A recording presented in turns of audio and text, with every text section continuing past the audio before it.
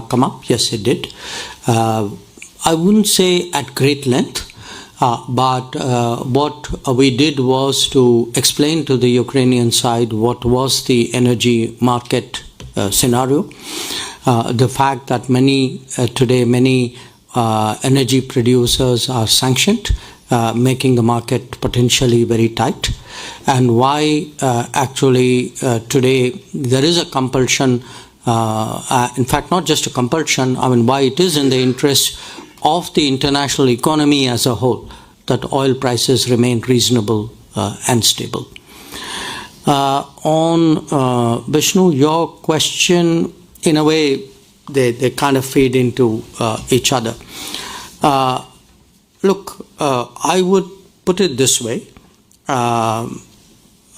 Clearly, we've been having our own thinking and discussions with many other countries. Also, because the Prime Minister was recently in Moscow, there were detailed discussions there, which we have been quite public about. So he shared, I think, many of the thoughts and the substance of these discussions. I wouldn't necessarily characterize it in the way in which you said Bloomberg had described it, but in turn, I think we heard from President Zelensky at some length what his own views were, about these issues, but what his own views were about the subject as a whole. Not necessarily to anything which we may have told him, we may have heard in Moscow. So it was a very back and forth discussion. To my mind, there was certainly, I'm sure that there was information which we, obtained here, and I'm sure we also perhaps may have brought up points or flagged issues which may or may not have been people would have been cognizant of here. The way we ended was that at the end of the discussion, I think there was a sense that this is a very complex issue. Yes, certainly we have this one particular format, the peace in Ukraine format. But as I said, it is the view not just of India, but certainly of India as well, that there are, there could be multiple ways of approaching this issue. Now, you asked me for one of those examples, and I'm not comparing here. I'm just responding to your particular question. Regarding whatever China may have proposed, I think it's not for us to respond. I think it is for the parties concerned to respond. So I would suggest you direct that question at the Ukrainian government. Can we have a question here? Rishabh, please. Minister, good afternoon. Rishabh from Times Now. Sir, you spoke about Ukrainians asking us to be part of the Ukraine Peace Summit that last happened in Switzerland. Has there been any proposal from Ukraine to India to try and convince Russia to be on that table? Because Russia last time did, was not part of the Peace Summit in Switzerland. So has there been any talks from Ukrainian side that India should try and get Russia also on the table? Siddhant. Sir, Siddhant from Vienna. Did the Ukrainian side briefed on the Kursk incursion? Sir, this side. Yeah. Did the Ukrainian side briefed on the Kursk incursion? And my second question is, PM paid his homage tributes to the victims, the children who died in the war. The Prime Minister also mentioned this to President Putin 2 months ago in Moscow. So what was the message in terms of Prime Minister paying his homage to the children? Please. Thank you for the question. Minister Nick Beake from BBC News. You talked about Prime Minister Modi's visit to Moscow last month, and a lot of people here were very upset to see that embrace between the two leaders. Also, they were quite upset to see India overtake China in terms of the biggest importer of Russian crude oil. And also, they say they're disappointed that there hasn't been an explicit condemnation of the full-scale invasion of Ukraine. So, in light of that, I'm just wondering whether you had difficulty today persuading President Zelensky that India is not favouring Russia, but is indeed pursuing a policy of non-alignment.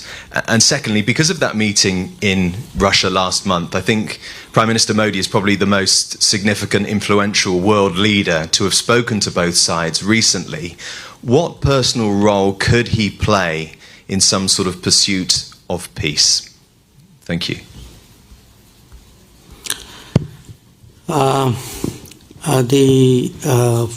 Yours was the first question. In terms of the peace in Ukraine summit, it was discussed at some length because much of what President Zelensky said revolved around, not everything, but a significant part of it. Now, where they go, at the end of the day, it's their initiative. Okay? It is their initiative in which we have taken part. I mean, if you look at it from at every stage of that initiative, when it started in Copenhagen, his predecessor was there. Then the NSA went into Jeddah. The deputy NSA went to Riyadh and to Davos. Similarly, the hybrid formats in Doha, even at Bergenstock, we have been represented at that level. So we have been represented there, but we also agree on some parts of it and don't agree necessarily on all of it. So I think there was a very open discussion on this. Now, what will be the next steps? Who exactly will come? Will the Russians come in, not come in? That's really not an issue for us to take a call. I mean, that's an issue which presumably the government of Ukraine is dealing with. Siddhant, regarding your issue on Kursk, yes, I would say the military situation, including some recent developments, did come up for discussions. In terms of the visit, what you asked about the homage, particularly to the children. Look, in any conflict, obviously, any death is something which is, to put it mildly, regrettable. And if it is a civilian death, a humanitarian death, even more so. And if it is a child's death, even more so. So I think it is something which touches everybody. And even, when we were in Moscow, it is a subject on which the Prime Minister spoke publicly. So I think it was very natural for him to come and express that feeling in some kind of gesture. Regarding your question, in our part of the world, when people meet people, they are given to embracing each other. It may not be part of your culture, but I assure you it's part of ours. So, in fact, today I think I saw the Prime Minister also embrace President Zelensky, and I've seen him do it with a number of other leaders in a number of other places.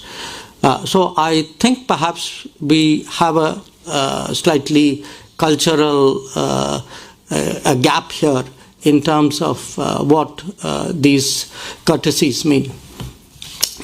In terms of what you asked about the oil issue, look, India is a big oil consumer. It's a big oil importer because we don't have oil. Now, it's not like there's a political strategy to buy oil. There is a oil strategy to buy oil. There's a market strategy to buy oil. So the figures of where we get our oil imports go up and down. It depends on the state of the market. But it would definitely, I think the fact that the market is tight that today big suppliers like Iran and Venezuela, who used to supply India, are constrained from operating freely in the markets, I think is a factor which needs to be taken into account. Regarding the conversation between the Prime Minister and President Zelensky, I think it was a perfectly convivial conversation. I think it was very constructive. I think there was a lot that we said which he heard with a great deal of attention. He knows that we mean well by Ukraine. He knows that we are today very, very keen that this conflict should come to an end. And essentially what the message from our side to him, which surely would have not come as a surprise to him, is that, if there is anything that we can do in any way, in sort of upfront or behind or supporting somebody, it's the objective that we are interested in rather than the process. We are willing to do whatever we can, because we do think that the continuation of this conflict is terrible obviously for Ukraine itself and for the world as well. I think we can take only 2 more. Yes, sure. Quickly. Jaishankar.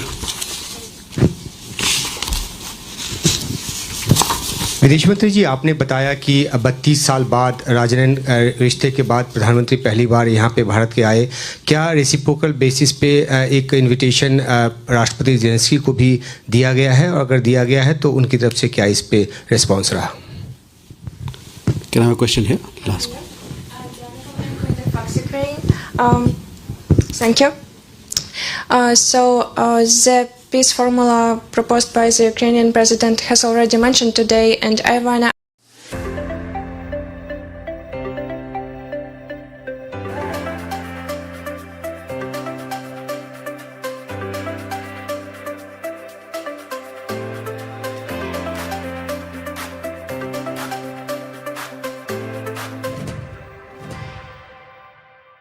सब कुछ मुझे ही करना पड़ेगा।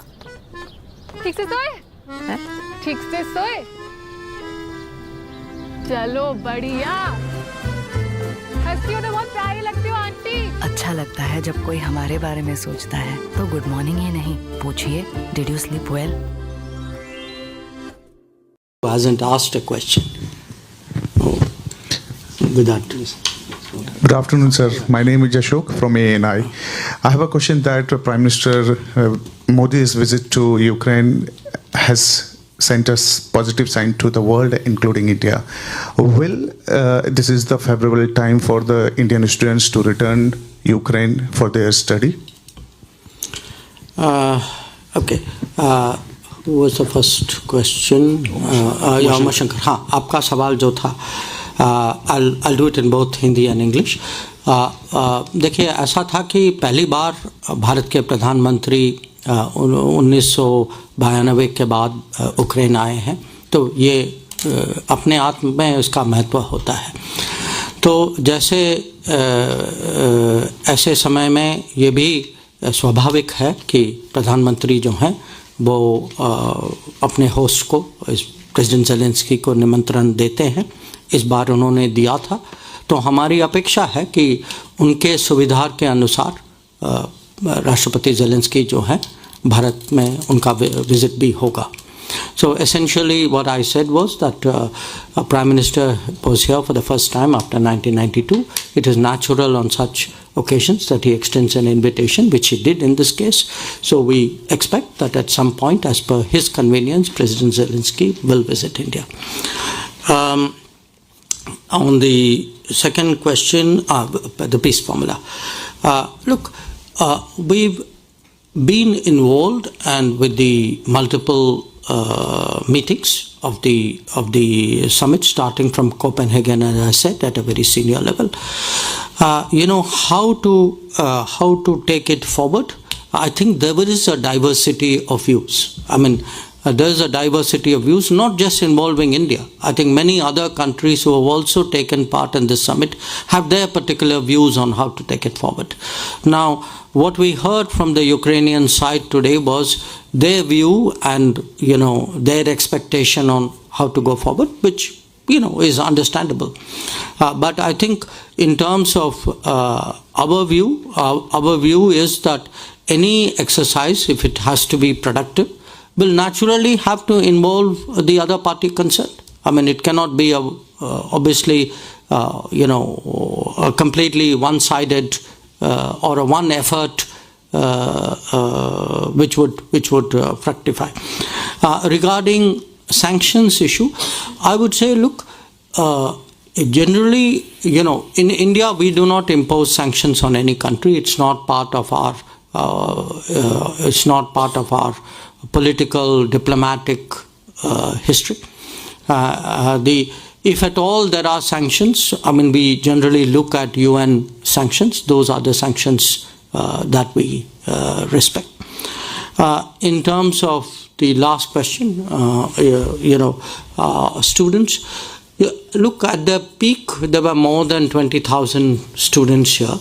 Obviously 2022 many of them went back. Some have come back. They come back because there are various academic compulsions on them. My understanding is that there are roughly somewhere between 2,000 to 2,500 students. Am I correct? Currently, I mean, at this time, if you're asking us what advisory would we give them, we would still urge caution, because you can see there is a conflict on. I mean, it depends again on the place, on the city, but our hope again is that this conflict will come to an end, life will return to normal, and that we will see the full return of Indian students in due course. Good afternoon, ladies and gentlemen. As you know, Prime Minister Narendra Modi arrived in Kiev this morning, and we've just concluded his official engagements. This is a landmark visit. It's the first time that an Indian Prime Minister has visited Ukraine since the establishment of diplomatic relations in 1992. Now, the Prime Minister arrived by a special train in the morning, and he was received by First Deputy Foreign Minister, Mr. Andrei Sibiha, at the Kiev railway station. He arrived here in the hotel. He met the Indian community. He then started his engagements with a visit to the multimedia exposition on children who have lost their lives in this conflict. He was accompanied to the museum by President Zelensky. The Prime Minister placed a toy in the museum in memory of the children. He thereafter went to the A.V. Formin Botanical Gardens to pay homage to Mahatma Gandhi, whose statue is there. And in fact, his last engagement is going on right now, which is that he's meeting Ukrainian students who are studying Hindi. Now, in terms of the official discussions, I should say that he held these with President Zelensky. This happens to be their fourth meeting. They had met initially in Glasgow in November of 2021, then in Hiroshima in May of 2023, and then most recently in Puglia in Italy in June of 2024. They've also had 7 teleconversations. So in the discussion, obviously a significant part of it was devoted to our bilateral relations. There was a discussion about trade, economic issues, defense, pharmaceuticals, agriculture, education. There were a whole lot of issues. You will see much of that reflected in the joint statement, which has been released already, or will be released very shortly. The leaders also, I must share with you, tasked the Intergovernmental Commission, of which Minister Kuleba and I are the co-chairs, to specifically focus on rebuilding our trade and economic relations, which had gone down in recent times, and we certainly look forward to having early meeting of that body, definitely by the end of this year. Now, while this is the first visit, I think you all appreciate that there is a very clear context in which the visit is taking place, and obviously much of the discussion was spent with regard to the war in Ukraine. So, before I come to exactly what was discussed, I just want to give a little bit of background here, which is that there have been a number of public positions taken by India and by the Prime Minister on this subject. A little more than 2 years ago, he had actually publicly said that this is not an era of war. He had also underlined that dialogue and diplomacy are the key. Most recently, he emphasized that the solution will not come out of the battlefield. And obviously, we find the civilian and humanitarian toll of this conflict particularly distressing. It's also India's view that the two sides need to engage each other to find a solution. Now, I also want to, I'll come to the joint statement, but there's a particular segment in the joint statement which pertains to the conflict. So let me sort of read that out, which is that the Prime Minister reiterated the need for sincere and practical engagement between all stakeholders to develop innovative solutions that will have broad acceptability and contribute towards early restoration of peace. He reiterated India's willingness to contribute in all possible ways to facilitate an early return of peace. Now, while I read that part out from the joint statement, again, just to refresh your memory, or for those of you who may not be entirely aware of it, I would like to remind you that in the past, India has actually been actively associated with various efforts led by various countries in this regard. We supported the Turkish effort in 2022 to open up the Black Sea grain corridor. In September 2022 also, Prime Minister Denis Shmyhal actually took up with us the concerns regarding the Zaporizhzhia nuclear power plant at that time. It was a matter on which we had been thereafter directly in touch with the Russians, and then back to the Ukrainian side, also been in touch with IAEA Director General Rafael Grossi. And at various other points of time, we had also taken public positions cautioning against the danger of escalation.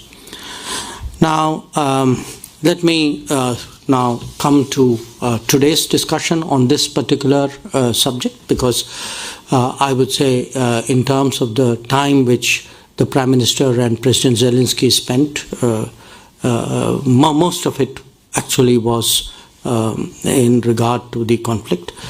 So here, the Prime Minister spoke about our position, which I have summed up for you, that there's not an era of war, that dialogue and diplomacy are key to the solution, will not come out of the battlefield.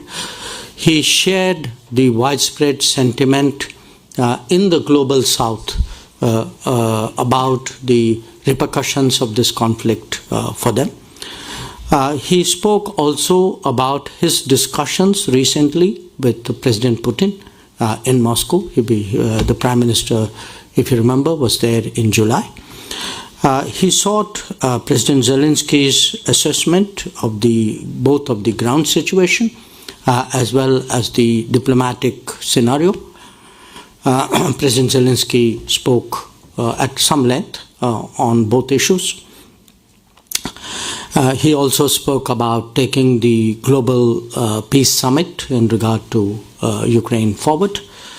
And I would say, if I were to kind of sum up really what was a fairly long and detailed discussion, one, it revolved around to some extent the military situation, about on the medium term concerns like food and energy, and most of all on conceivable pathways to peace and conflict resolution. I would say, I'm sure the Ukrainian side will do its own briefing, but in fairness, I would sort of sum up their position as saying that they clearly wanted continued involvement of India with the Global Peace Summit. There was also a discussion about what could be effective ways of taking these discussions forward, not necessarily within the format of the summit,